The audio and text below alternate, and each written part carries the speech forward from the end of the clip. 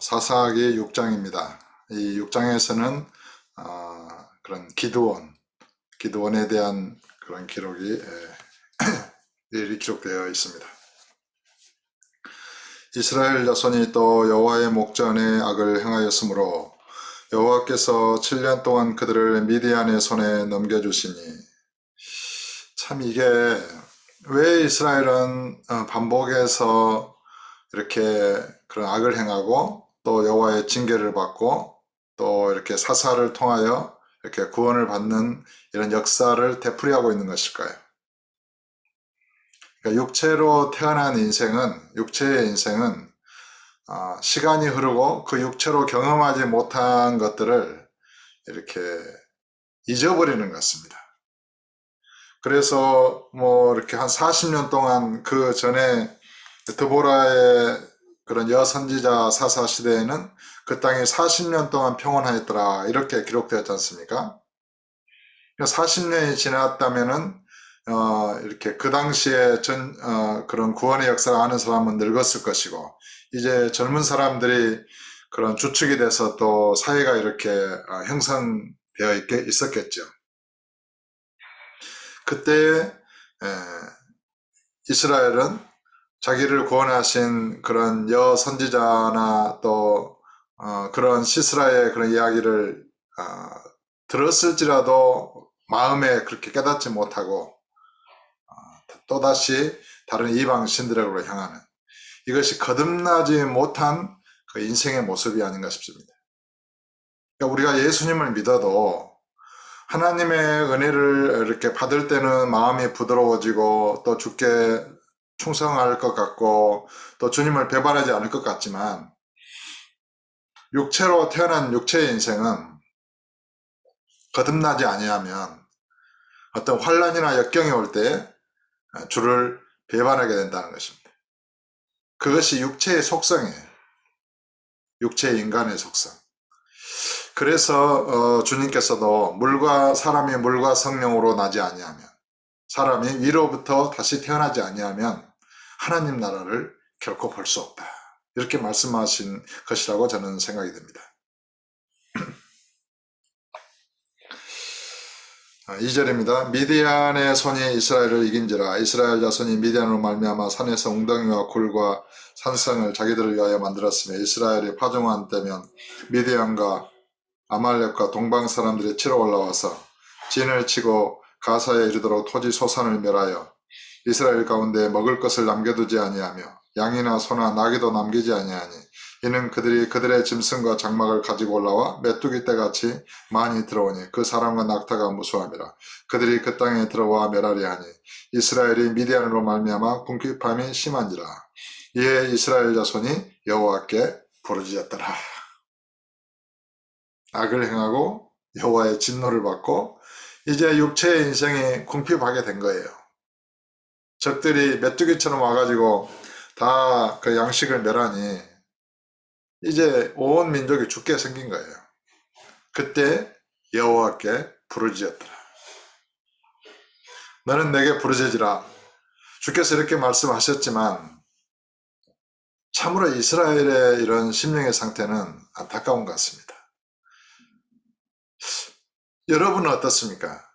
여러분이 삶이 평안하고 그럴 때 여러분의 마음에 정말 주님을 모시고 주님과 함께 기뻐하고 감사하며 주님께 영광을 돌리는 삶을 산다면 얼마나 좋겠습니까?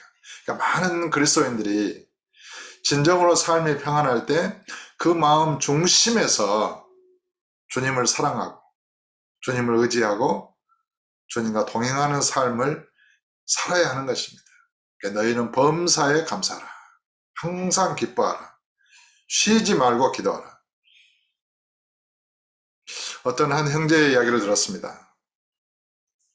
재택근무가 길어지면서 삶의 리듬을 잃어버렸다는 것입니다.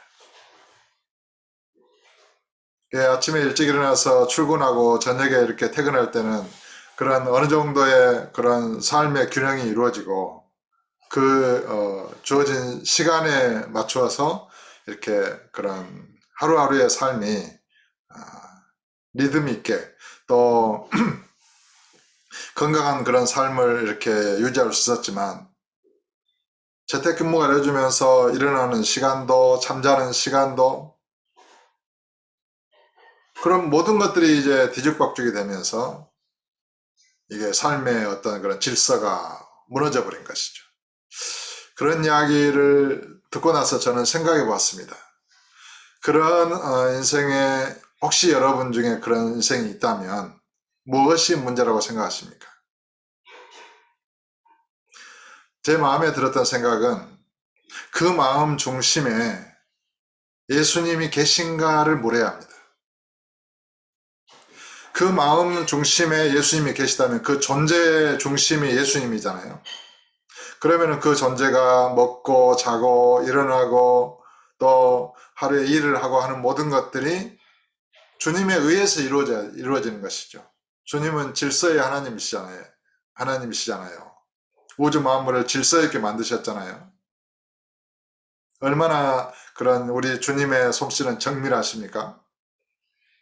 그러므로 마음에 이렇게 성령을 주의 영을 마음의 중심에 모시고 성령으로 행하는 사람들은 재택근무를 하든지 출근을 하든지 외부의 요인에 의해서 그 시간이 이렇게 그런 그 지배를 받는 것이 아닙니다.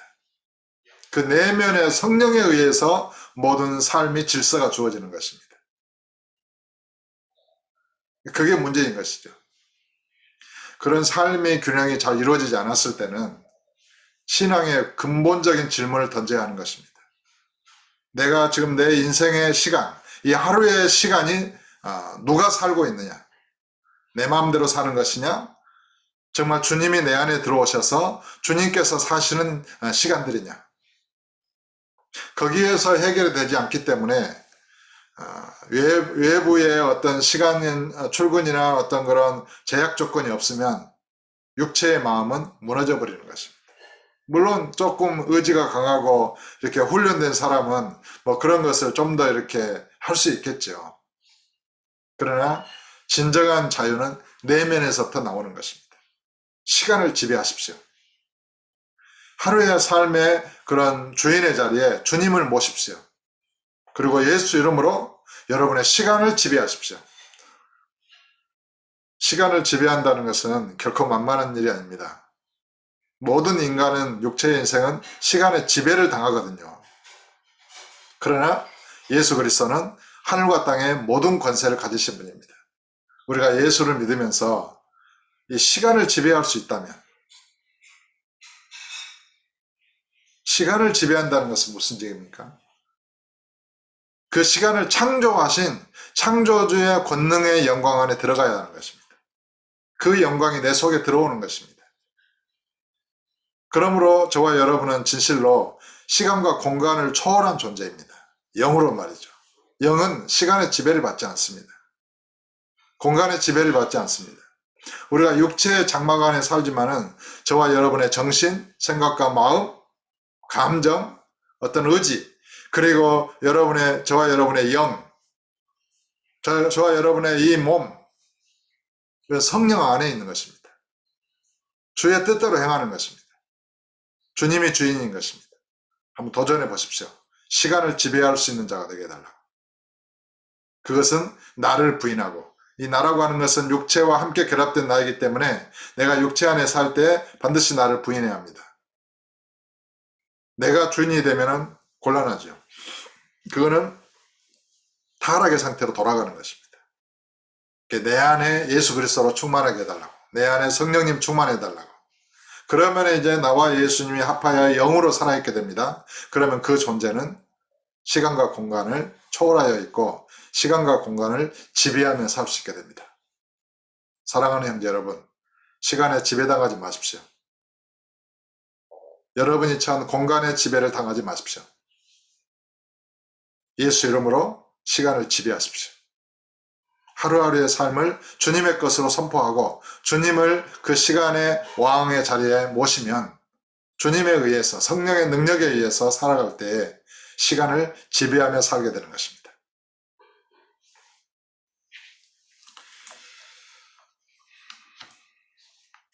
여호와께 부르짖었더라. 7절입니다.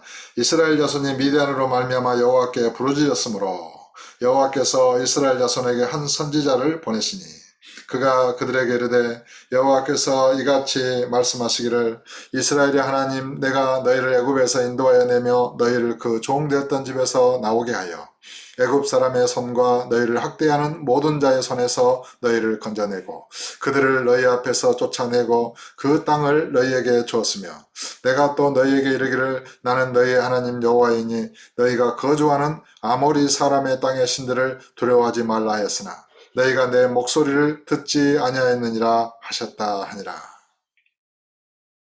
여호와의 사자가 아비에셀 사람 요아스에게 속한 오브라에 이르러 상수리 나무 아래에 앉으니라. 마침 요아스의 아들 기드온이 미드안 사람에게 알리지 아니하려 하여 밀을 포도주 틀에서 타작하더니 이제 많은 그런 밀이나 포도주 이런 것들을 미디안 사람이 다 가져가 버리는 거예요. 이제 그런 공핍한 상황에서 이 미디안 사람에게 그런 알리지 않고 이제 밀을 포도주 틀에서 이제 타작하고 있는 이 기드온에 대해서 말합니다. 그때 여호와의 사자가 기드온에게 나타나 이르되 큰 용사여 여호와께서 너와 함께 계시도다. 큰 용사여 여호와께서 너와 함께 계시도다. 이 기드온의 그런 본질, 큰 용사의 본질은 여호와께서 함께 하시는 것입니다. 그런데 저와 여러분은 여호와께서 낳으신, 하늘에 계신 아버지께서 낳으신 그의 말씀으로, 그의 성령으로 낳으신 그의 아들들입니다. 저와 여러분은 얼마나 큰 용사이겠습니까? 이 땅에 하나님의 자녀가 되는 권세보다 더 큰 권세는 없습니다. 영접하는 자, 곧 그 이름을 믿는 자들에게는 하나님의 자녀가 되는 권세를 주셨으니 누가 그 권세를 당할 수 있겠습니까? 저와 여러분은 막강한 권세를 가진 것입니다. 우리 주님께서 전지전능하신 주님께서 하늘과 땅의 모든 권세를 가지신 주님께서 성령으로 저와 여러분 안에 살아계신 것입니다. 그 권세를 이렇게 믿음으로 입으십시오. 주님이 나와 함께 하신다. 나는 주님 안에 있다. 저와 여러분은 이 세상과 시간과 공간까지 지배하는 큰 용사인 것입니다. 주의 이름으로 일어나십시오. 큰 용사여 여호와께서 너와 함께 계시도다 하며 기드온이 그에게 대답하되 오 나의 주여 여호와께서 우리와 함께 계시면 어찌하여 이 모든 일이 우리에게 일어났나이까. 또 우리 조상들이 일찍이 우리에게 이르기를 여호와께서 우리를 애굽에서 올라오게 하신 것이 아니냐 한 그의 모든 이적이 어디 있나이까. 이제 여호와께서 우리를 버리사 미디안의 손에 우리를 넘겨주셨나이다 하니. 미디안 이 기드온은 자기 조상들의 역사에 대해서 알고 있어요. 그리고 여호와의 사자가 나타났을 때 이런 말하는 것을 들어보십시오. 진실로 여호와께서 나와 함께 하시는데 왜 우리가 이런 일을 지금 당하는 것입니까? 주님이 우리를 이렇게 미디안에 넘겨준 것이 아닙니까? 그러니까 정확하게 이 기드온은 하나님의 하시는 일에 대해서 꿰뚫고 있는 거예요. 그것을 분별하고 있는 거예요. 이거는 하나님께서 우리를 넘겨주신 것이다. 지금 그렇게 표현하고 있잖아요. 이제 그런 그 모든 이적이 어디에 있습니까? 이제 여호와께서 우리를 버리사 미디안의 손에 우리를 넘겨주셨나이다. 정확하게 기드온은 이 여호와의 역사, 여호와의 행하심에 대해서 믿음으로 반응하고 있는 것입니다. 너희는 범사에 그를 인정하라. 하나님이 함께 하시는데 왜 우리가 미디안의 손에 이렇게 팔려 이렇게 있습니까? 이것은 여호와께서 우리를 버리사 함께 하시는 것이 아니라 여호와께서 우리를 버린 것이 아닙니까? 그래서 미디안의 손에 우리를 넘겨주셨나이다. 이것이 기드온의 믿음이었던 것이죠. 기드온은 여호와의 행하심을 그 마음에서 인정하고 있습니다. 여호와께서 그를 향하여 이르시되 너는 가서 너의 힘으로 이스라엘을 미디안의 손에서 구원하라. 내가 너를 보낸 것이 아니냐 하시니라. 그러나 기드온이 그에게 대답하되 오 주여 내가 무엇으로 이스라엘을 구원하리이까. 보소서 나의 집은 므낫세 중에 극히 약하고 나는 내 아버지 집에서 가장 작은 자니이다 하니. 이 기드온은 자기의 분수와 형편과 처지를 알고 있습니다. 내가 무엇으로 이스라엘을 구원한단 말입니까? 나는 이 지파 중에서 내 아버지 집에서도 가장 작은 자입니다. 자기에 대한 교만, 자기 자랑 이런 것이 없잖아요. 철저하게 자기를 낮추고 있습니다. 자기의 현실을 직시하고 있습니다. 나는 가장 작은 자입니다.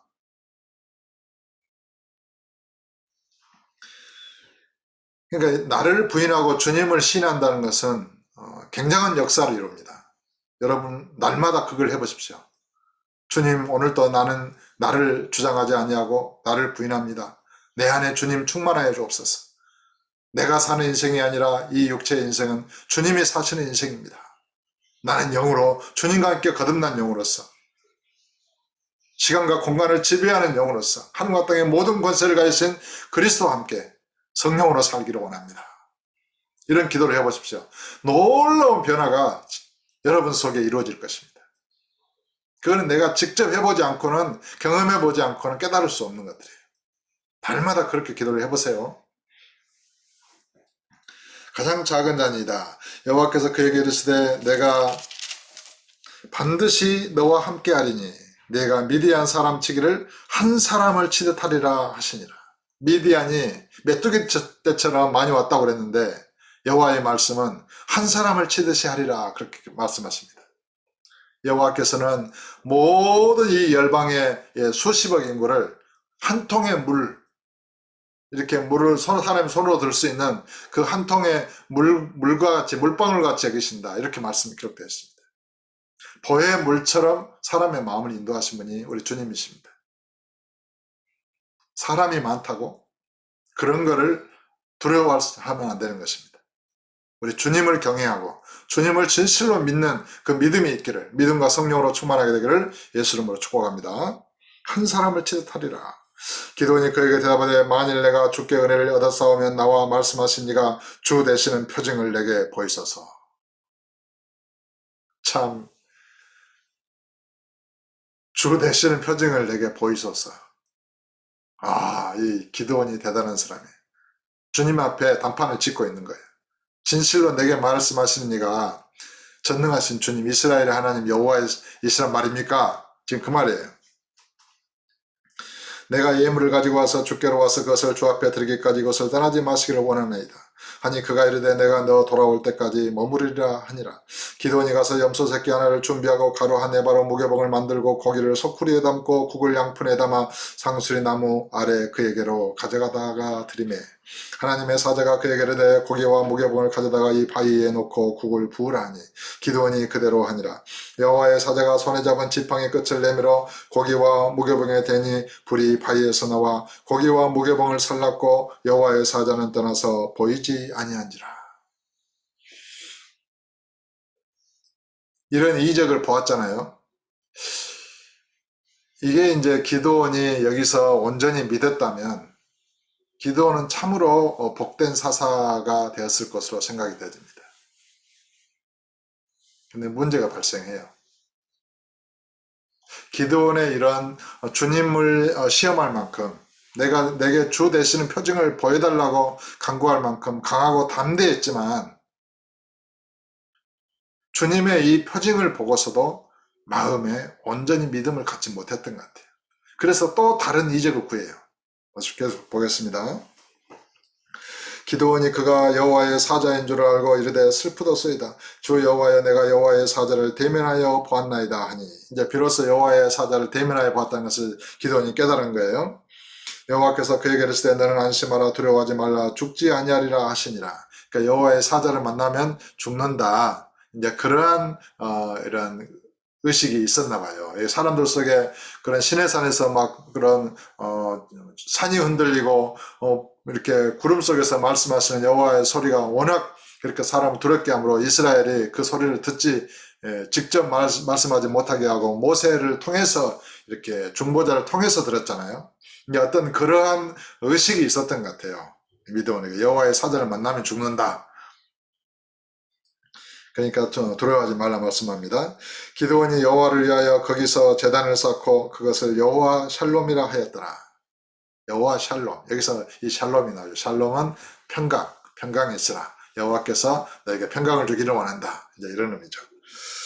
그것이 오늘까지 아비에셀 사람에게 속한 오보라에 있더라. 그날 밤에 여호와께서 기드온에게 이르시되 내 아버지에게 있는 수소 곧 7년 된 둘째 수소를 끌어오고 내 아버지에게 있는 바알의 제단을 헐며, 그러니까 기드온의 아버지는 이 수소를 우상으로 섬기고 바알의 제단을 쌓고 섬기는 우상 숭배자였습니다.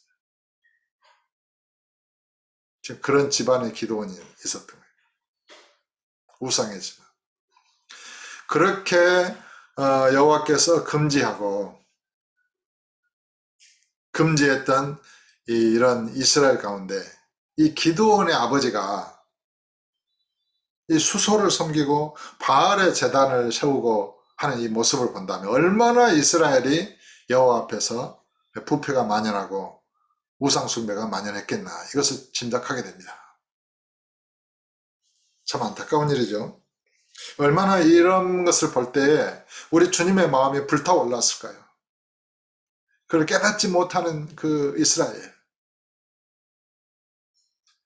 아무리 역사적으로 그것을 징계하고 교훈을 해도 깨닫지 못하는 거예요. 오늘날도 우리 주님께서 육신으로 오셔서 십자가에 죽기까지 사랑하시고 3일 만에 장사되셨다가 3일 만에 부활하셔서 나타나시고 역사하시고 오늘날도 성령으로 이렇게 역사하심에도 불구하고 너무나 많은 사람들이 깨닫지를 못하는 거예요. 육체의 옛날의 생활로 돌아가는 거예요. 옛사람이 죽었다라고 아무리 말씀을 드려도 육신의 혈통의 관계에 매여서 사는 거예요. 왜 그럴까요? 혹시 여러분 중에는 그러고 있지 않습니까? 우리 주님 안에서 정말 거듭난 자로 살면 시간과 공간을 지배하고 이 모든 이 세상을 이기며 주님의 뜻대로 넉넉하게 이기며 살 수 있는데 그걸 거절하는 거예요. 얼마나 참 안타까운 일인지 알 수가 없습니다. 그래서 그 곁에 아세라 상을 찍고 바알 제단을 섬기고 수소를 우상으로 섬기고 아세라 상을 세우는 이 집안에 그것을 찍어버리라는 거예요. 또 이 산성 꼭대기에 내 하나님 여호와를 위하여 규례대로 한 제단을 쌓고 그 둘째 수소를 잡아 내가 찍은 아세라 나무로 번제를 드릴지니라 하시니라.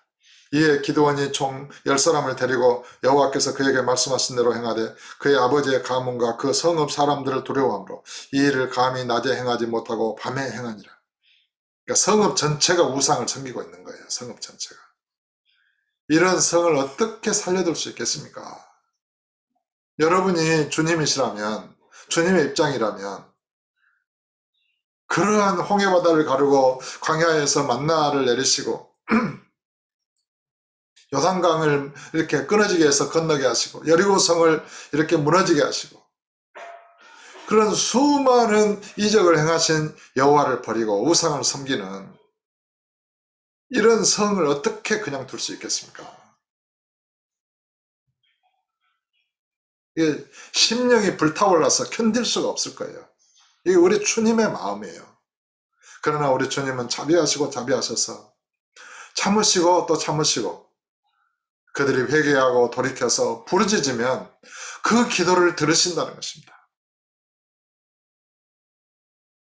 회개하는 데는 주저하지 마시기를 바랍니다. 감히 낮에 행하지만 밤에 행하니라. 그 성읍 사람들이 아침에 일찍 일어나 본즉 바알의 제단이 파괴되었으며 그 곁에 아세라가 찍혔고 새로 쌓은 제단 위에 그 둘째 수소를 드렸는지라. 서로 물어 이르되 이것이 누구의 소행인가 하고 그들이 캐어 물은 후에 이르되 요아스의 아들 기드온이 이를 행하였도다 하고 성읍 사람들이 요아스에게 이르되 내 아들을 끌어내라. 그는 당연히 죽을지니 이는 바알의 제단을 파괴하고 그 곁에 아세라를 찍었음이니라 하니. 이 얼마나 성읍 사람들이 악해요. 이제 그런 우상을 찍은 요아스의 아들 기드온을 죽이겠다는 거예요. 그러니까 이들의 마음이 어떤 마음인지를 짐작하실 수 있겠죠. 여호와스가 자기를 둘러선 모든 자에게 이르되 너희가 바알을 위하여 다투느냐 너희가 바알을 구원하겠느냐. 기드온의 아버지가 우상을 섬기고 둘째 수소를 우상으로 섬기고 뭐 이랬지만은 상당히 지혜가 있고 어떤 그런 성령의 감동이 있었던 것 같아요. 이 하시는 말을 들어보세요. 너희가 바알을 위하여 다투느냐. 바알은 누굽니까? 이 성 사람들이 이스라엘 사람들이 섬기는 신이잖아요. 너희가 바알을 구원하겠느냐. 어떻게 인간이 신을 구원해요? 신이 인간을 구원하시는 거잖아요. 그러니까 이 요아스의 말은 의미심장한 말입니다. 너희가 바알을 위하여 다투느냐 너희가 바알을 구원하겠느냐. 그를 위하여 다투는 자는 아침까지 죽임을 당하리라. 그를 위하여 다투는 자는. 들어보세요. 바알이 과연 신일진데 그의 제단을 파괴하였은즉 그가 자신을 위해 다툴 것이니라 하니라. 명언이죠, 명언. 바알이 신이라면 과연 신일진데 그가 직접 자기 자신을 위하여 다툴 것이라는 것입니다. 이 요아스의 말은 참 명언인 것 같습니다. 그래서 이제 기드온을 성 사람들에게 넘겨주지 않은 거예요. 상당히 기드온의 아버지가 영향력이 있었던 것으로 보여집니다. 그때 미디안과 아말렉과 동방 사람들이 다 함께 모여 요단강을 건너와서 이스라엘 골짜기에 진을 친지라. 여호와의 영이 기드온에게 임하시니 기드온이 나팔을 불매 아비에셀이 그의 뒤를 따라 부름을 받으니라. 기드온이 또 사자들을 온 므낫세에 두루 보내매 그들도 모여서 그를 따르고 또 사자들을 아셀과 스불론과 납달리에 보내매 그 무리도 올라와 그를 영접하더라. 기드온이 하나님께 여쭈되 주께서 이미 말씀하신 같이 내 손으로 이스라엘을 구원하시려거든 보소서 내가 양털 한 뭉치를 타작마당에 두리니 만일 이슬이 양털에만 있고 주변 땅은 마르면 주께서 이미 말씀하신 같이 내 손으로 이스라엘을 구원하실 줄을 내가 알겠나이다 하였더니 그대로 된지라. 그러니까 기드온은 여호와의 사자를 대면하여 보았잖아요.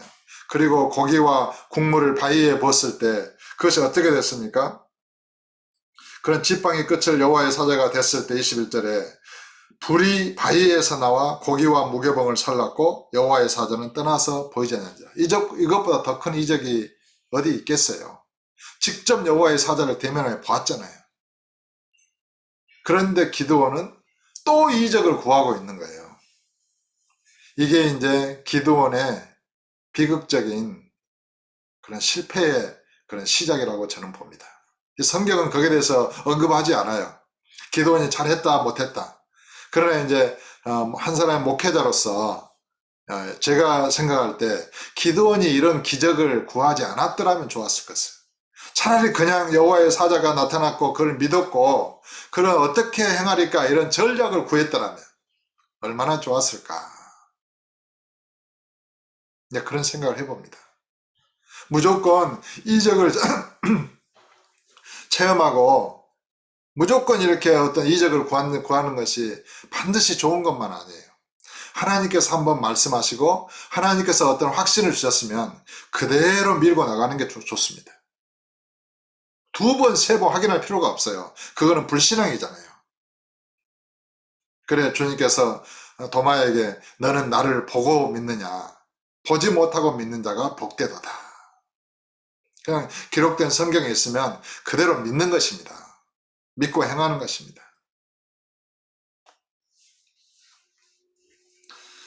그래 이제 이 38절에 그대로 된지라. 그러니까 이슬이 양털에만 있고 그 주변 땅은 마르게 해달라고 기도를 한 거예요. 그대로 된지라. 이튿날 기드온이 일찍 일어나서 양털을 가져다가 그 양털에서 이슬을 짜니 물이 그릇에 가득하더라. 그러니까 양털에만 이슬이 가득한 거예요. 주변 땅은 다 말랐어요. 기드온이 또 하나님께 여쭈어 주여 내게 노하지 마옵소서. 내가 이번만 말하리이다. 구하옵나니 내게 이번만 양털로 시험하게 하소서. 원하건대 양털만 마르고 그 주변 땅에는 다 이슬이 있게 하옵소서 하였더니 그 밤에 하나님이 그대로 행하시니 곧 양털만 마르고 그 주변 땅에는 다 이슬이 있었더라. 우리 하나님께서는 자비하셔서 기드온의 이런 기도를 다 들으셨어요. 그러나 다음 장에서 보면 알겠지만 이 기드온은 상당히 비극적인 그런 사사로 기억이 됩니다. 참 안타까운 일이죠. 저는 그 실패의 원인을 여기에서 찾는 것입니다. 두 번, 세 번 이렇게 하나님께 묻고 기적을 구했다는 것은 기드온의 마음에 여호와를 신뢰하지 못하는 불신앙이 있었다고 보는 것입니다. 여호와의 부름을 받은 그런 위대한 용사고 함께 하시겠다고 하는 말씀을 직접 듣고 이스라엘을 구원하는 사사가 되었지만은 안타까운 일이 이 기드온의 가정에 발생을 해요. 사랑하는 형제 여러분, 우리가 눈에 보이는 것 없고 어떤 이적과 체험이 없어도 말씀에 기록되었으면 그 말씀을 성령에 의지하여 온전히 믿읍시다. 그리고 믿음으로 한 걸음을 내딛는 것입니다. 한 걸음 한 걸음. 그러면 기도하고 성령을 의지해서 나아가는 것입니다. 오늘도 주님과 동행하는 삶, 주님을 마음의 중심에 모시고 오늘 하루의 삶은 내 삶이 아닙니다. 내가 사는 것이 아닙니다. 주님이 사시는 삶입니다. 주의 뜻이 이루어지기를 원합니다. 성령을 의지합니다. 주의 영광으로 충만하셔서 아버지께 영광의 찬송이 되는 삶이 되게 해주옵소서. 그렇게 하루의 삶을 주께 드리면서 저녁에 이렇게 기도할 때는, 감사로 기도할 때는 주님, 오늘 주님이 사시는 인생이었습니다. 주님의 영광을 보았습니다. 주님께 감사합니다. 아버지 영광을 받으시옵소서. 이렇게 기도할 수 있는 그런 승리의 한날의 삶이 되시기를 예수 이름으로 축복합니다.